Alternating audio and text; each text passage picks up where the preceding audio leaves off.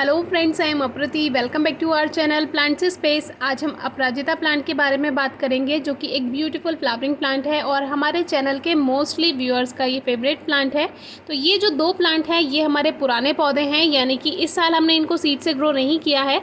जो वाइट वाला है ये लास्ट ईयर का प्लांट है और जो ब्लू वाला है वो लगभग 2.5 से 3 साल पुराना हो चुका है।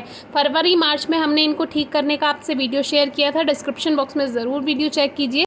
तो इसके बारे में सबसे पूछे जाने वाला क्वेश्चन जो है वो ये भी है कि इसकी फलियां कब पकती हैं, कैसे हमें पता चले कि अब हमें सीड्स कलेक्ट कर लेना चाहिए। तो ये इसकी फली है जो कि पूरी तरह से पक चुकी है और पकने के बाद ये कुछ वाइट एंड क्रीम कलर की हो जाती है। तो इससे आप पता कर सकते हैं कि जो सीड्स हैं वो तैयार हो चुके हैं। वैसे जो इनके सीड पॉड होते हैं वो ग्रीन कलर की फलियाँ होती हैं।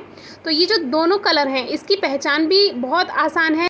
जो ब्लू फ्लावर के सीड्स बनते हैं वो ब्लैक कलर के बनते हैं और जो वाइट फ्लावर के सीड्स बनते हैं वो या तो रेड होंगे या ग्रीन शेड में होंगे, जैसे मूंग की दाल होती है, बिल्कुल वैसा ही। तो इस तरह से आप पहचान कर सकते हैं और इसके बारे में हमने वीडियो भी शेयर की हुई है। दूसरी बात, टाइम टू टाइम आप फ्लावर्स को कट करते रहें। जो फ्लावर्स सूख जाते हैं शाम को उनको आप रिमूव कर दें, नहीं तो इसमें फलियाँ बननी शुरू हो जाती हैं और फिर प्लांट की फ्लावरिंग कम हो सकती है। अगर आपको सीड्स नहीं बनाने हैं तो सूखे फूलों को ज़रूर कट करते रहें। वैसे सही टाइम जो होता है इसका, आप अगस्त सितंबर में इनके सीड्स बनाने को छोड़ सकते हैं प्लांट पर।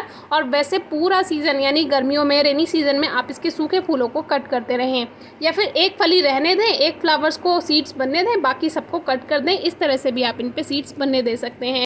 अपराजिता के पुराने प्लांट में ज़्यादा फ्लावर्स आएंगे या जो हमने नया प्लांट सीड से ग्रो किया है उसमें ज़्यादा फ्लावर्स आएंगे? तो इसका आंसर है, जो आप सीड से प्लांट ग्रो करते हैं यानी जो पौधा नया होता है उस पर ज़्यादा से ज़्यादा फ्लावर्स आते हैं। तो कोशिश कीजिए हर साल सीड से नया पौधा ग्रो करें। लेकिन अगर आप लास्ट ईयर के प्लांट को भी सेव करना चाहते हैं तो उसको भी आप सेव कर सकते हैं। फरवरी मार्च में ठीक करना होता है। डिस्क्रिप्शन बॉक्स में वीडियो मिल जाएगी, कैसे ठीक करना है ज़रूर चेक कीजिए। तो ये हमारी हर दिन की फ्लावरिंग हम आपसे शेयर कर रहे हैं, कैसे हमारे प्लांट पे फ्लावर्स हमें मिलते जाते हैं और ढेर सारे फ्लावर्स आते हैं। तो हमें फ्लावर्स तोड़ना अच्छा नहीं लगता है। ये जो फ्लावर्स तोड़े हैं, हमने कट किए हैं, ये वो सूखे हुए फ्लावर्स हैं जो कि हम शाम को रिमूव कर देते हैं और सीड्स नहीं बनने देते हैं। तो इस तरह से देख सकते हैं कि हमारे प्लांट पे बहुत सारे फ्लावर्स आ रहे हैं और बहुत से व्यूअर्स इस बात से परेशान रहते हैं कि उनके अपराजिता प्लांट पे फ्लावर्स नहीं आ रहे हैं। तो फ्लावर्स इसीलिए नहीं आते हैं कि आप उसका थोड़ा ध्यान नहीं देते हैं, क्योंकि जब पॉट में आप ये प्लांट ग्रो करते हैं तो उसको थोड़ा सा ध्यान देने की ज़रूरत है।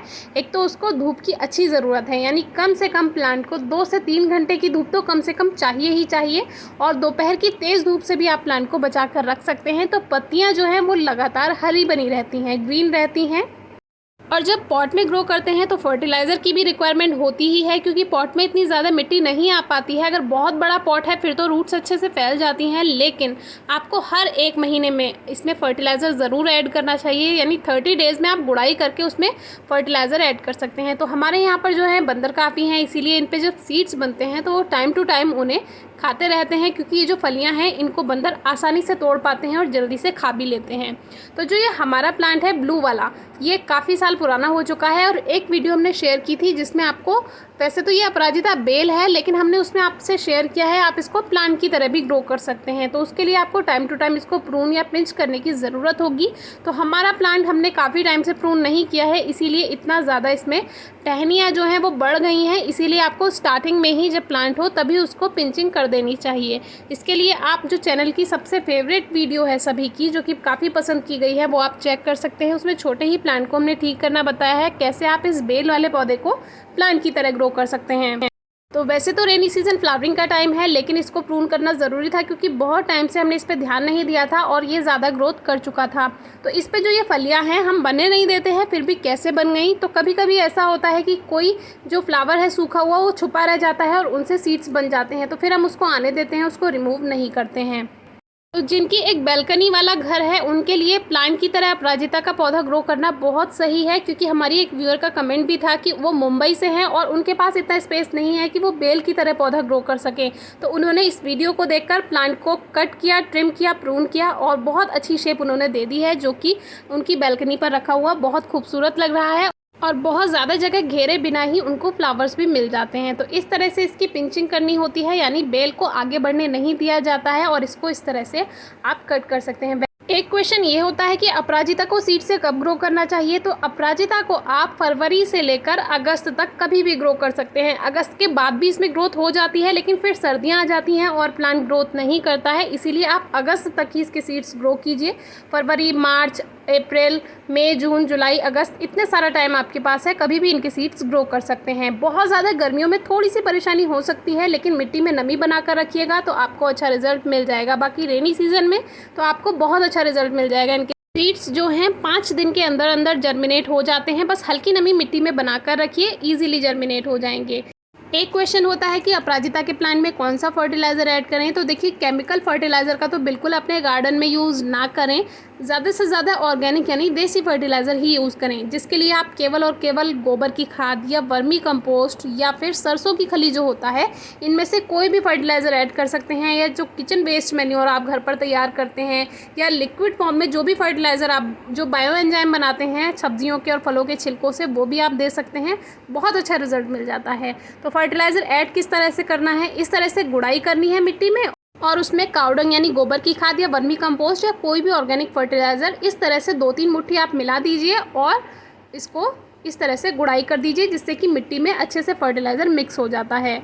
अगर मिट्टी में ज़्यादा नमी होती है तब प्लांट अच्छी ग्रोथ नहीं करते हैं और फ्लावर्स भी नहीं देते हैं। तो मिट्टी में ज़्यादा नमी नहीं देनी है, यानी कि ज़्यादा पानी आपको नहीं देना है। हमेशा ड्रेनेज सिस्टम अच्छा बना कर रखें पॉट का जब भी ग्रो कर रहे हैं, और सॉइल मिक्स में हल्का सा रेत मिला देंगे तो अच्छा पॉटिंग मिक्स बनता है, वेल ड्रेन सॉइल मिक्सचर बनता है।